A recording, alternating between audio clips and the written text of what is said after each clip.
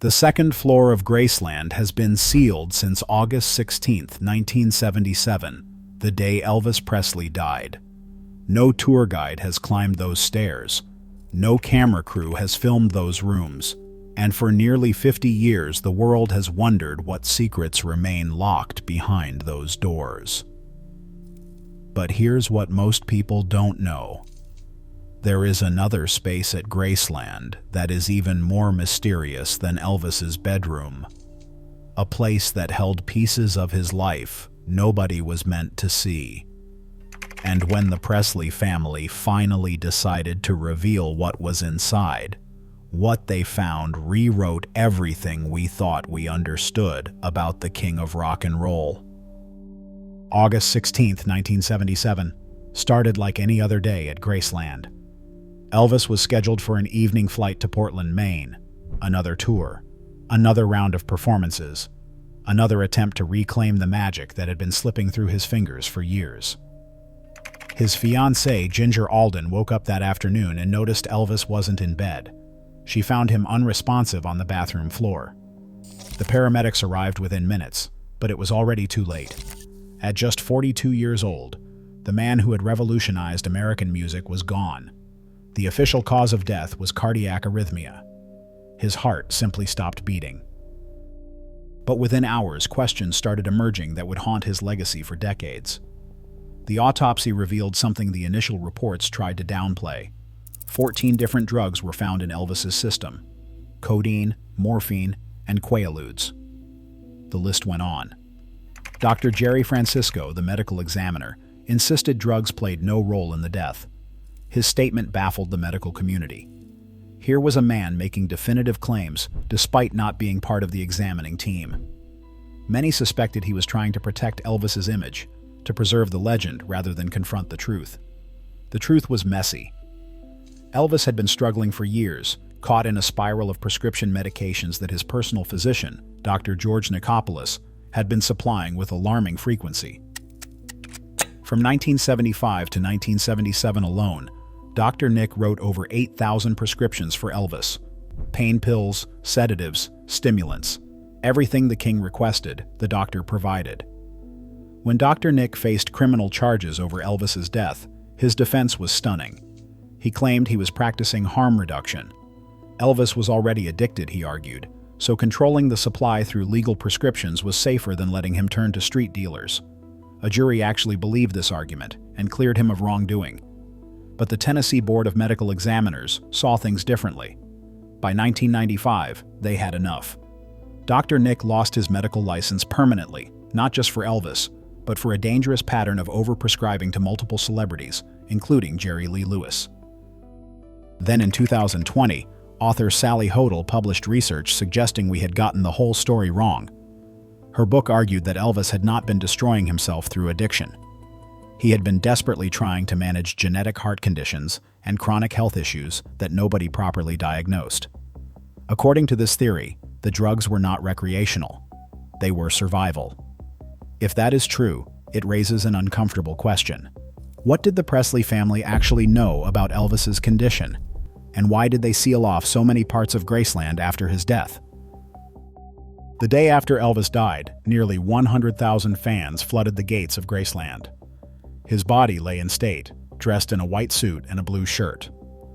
The funeral procession on August 18th included 17 white Cadillacs rolling through Memphis. James Brown attended. Sammy Davis Jr. was there.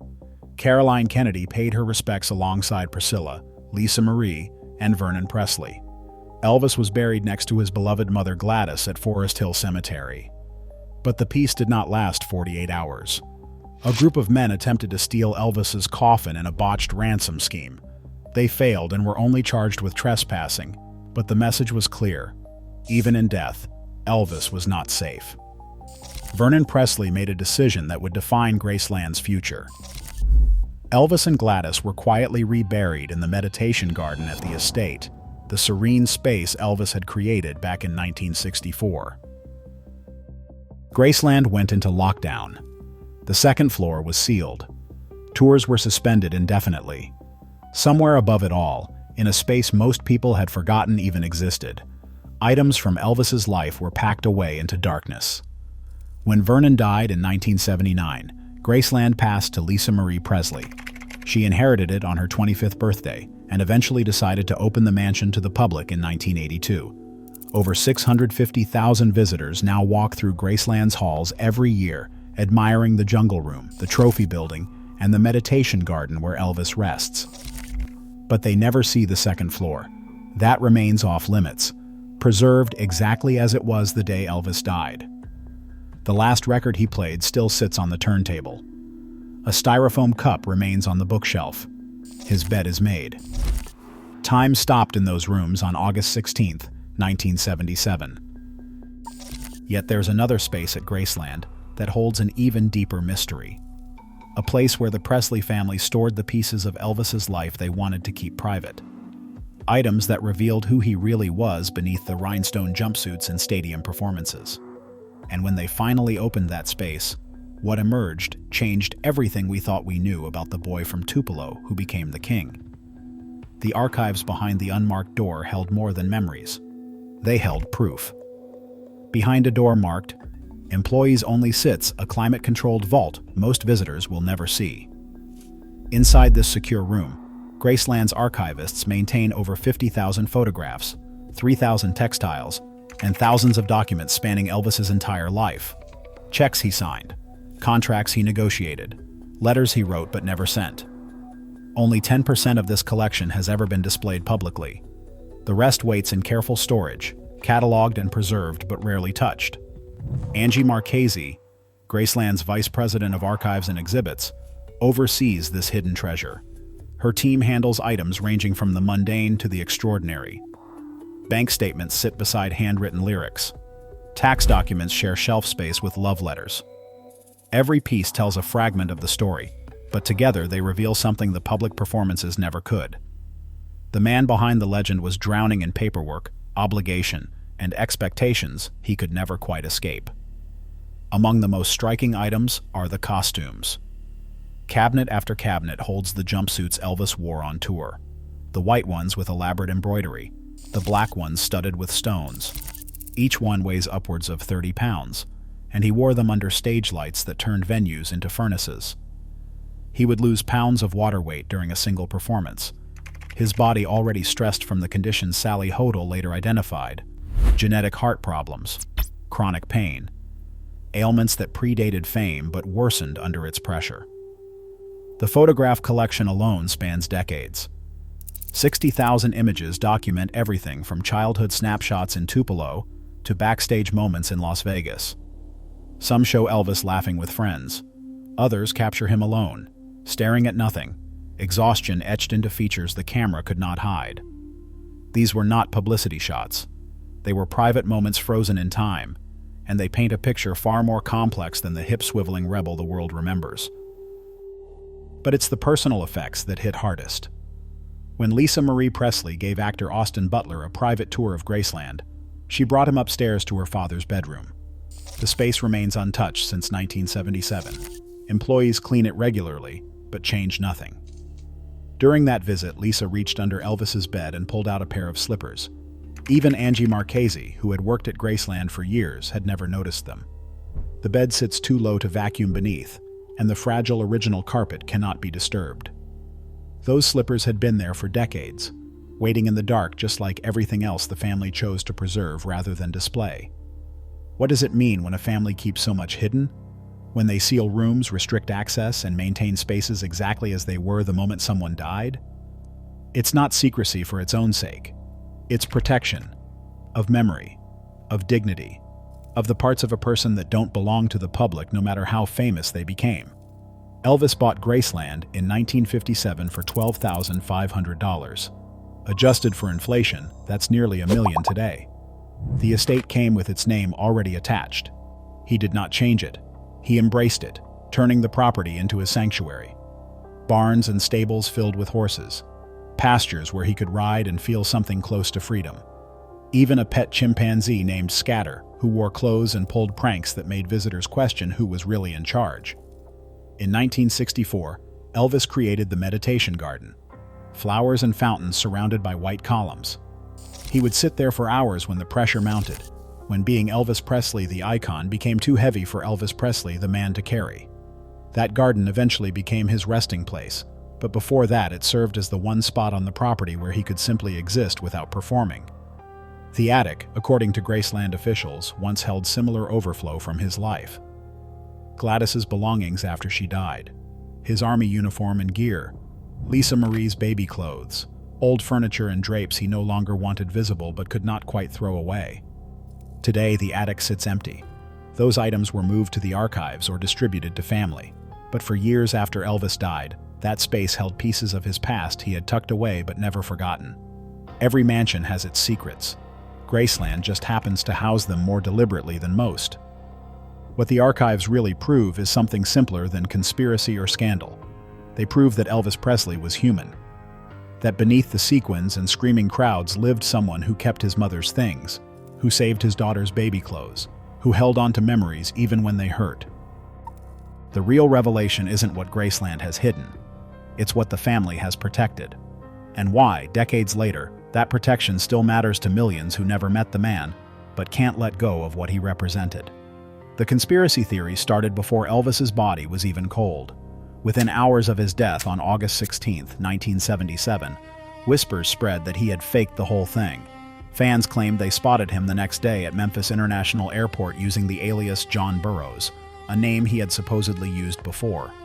Others swore they saw him ordering at a Burger King in Kalamazoo, Michigan. The sightings multiplied faster than anyone could debunk them. Then came the book Orion, a novel that mirrored Elvis's life almost exactly, but ended with the protagonist faking his death to escape fame.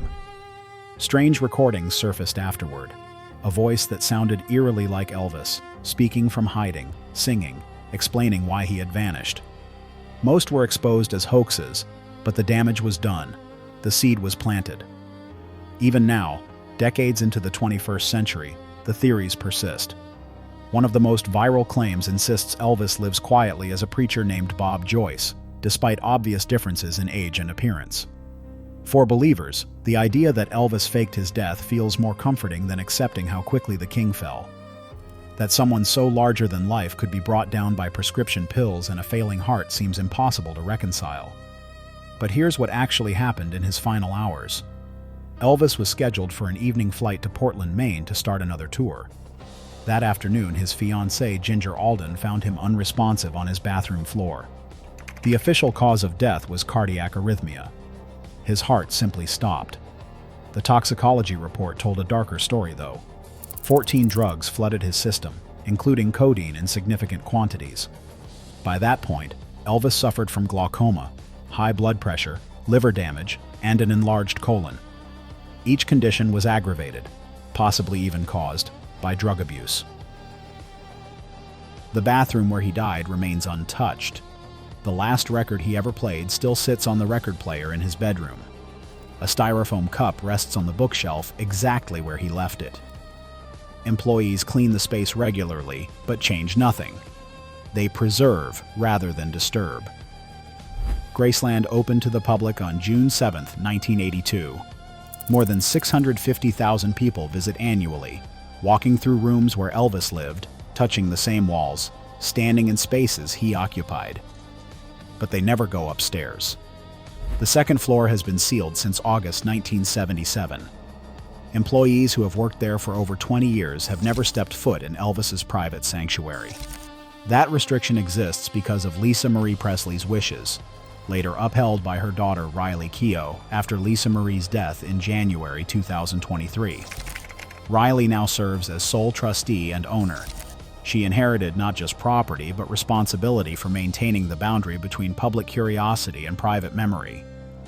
When a mysterious company called Nosen Investments attempted to auction Graceland in 2024, claiming Riley had defaulted on a loan, she fought back hard. She filed a lawsuit calling the transaction fraudulent, alleging forged documents and a scheme to exploit her family's legacy. A Tennessee judge blocked the sale one day before the scheduled auction, calling Graceland a one-of-a-kind cultural asset whose loss would cause irreparable harm. That near miss revealed something important. Graceland isn't just a tourist attraction or museum. It's the last fortress protecting what remains of Elvis Presley. The person versus Elvis Presley, the product. The archives hold over 50,000 photographs, 3,000 textiles, thousands of documents, furniture, musical instruments, awards, and automobiles. Only 10% is ever displayed. The rest stays locked behind doors marked employees only, protected in climate-controlled vaults. Those archives prove Elvis held more RIAA gold and platinum records than anyone. He sold over 500 million records worldwide. He starred in Hollywood films, and he wore the crown of rock and roll whether he wanted it or not. In 2018, he received the Presidential Medal of Freedom posthumously, another accolade added to a legacy that keeps growing even as the man himself fades further into history. But what the archives can't capture is the weight he carried, the pressure of being Elvis every single day. The meditation garden he built in 1964 became the only place he could sit without performing. He kept his mother's belongings after she died because letting go meant accepting she was really gone. He saved Lisa Marie's baby clothes even when storage space ran out. The real discovery isn't in some dramatic attic revelation. It is in understanding why certain doors stay locked, why some spaces remain frozen in time, why a family chooses protection over profit and privacy over spectacle. Graceland doesn't hide scandals or shocking secrets. It shields the ordinary human moments that do not belong to the millions who loved him but never knew him. Elvis Presley died at 42 in a bathroom at Graceland. Everything that mattered to him still lives in that house, not in mystery or conspiracy, but in preservation, in choosing what the world gets to see and what stays sacred. Lisa Marie once said that it is comforting. I can come here any time and rummage through the boxes.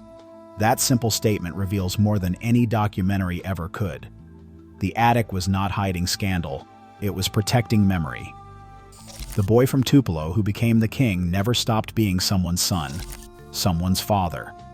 Someone who kept a teddy bear from childhood, his mother's Bible, and slippers under his bed for decades after he was gone. The archives at Graceland do not expose Elvis Presley. They humanize him. And maybe that is what makes people uncomfortable. We want legends to stay legendary, icons to remain untouchable. But every rhinestone jumpsuit in those climate-controlled vaults weighs 30 pounds. Every prescription in those files represents pain nobody could see from the cheap seats. Every sealed door protects dignity. The public never earned the right to violate. The real question was never what they found in that attic.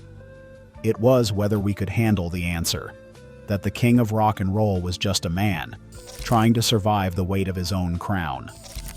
Sometimes the most shocking discovery is learning there was no scandal at all, just a family protecting what was left of someone they loved.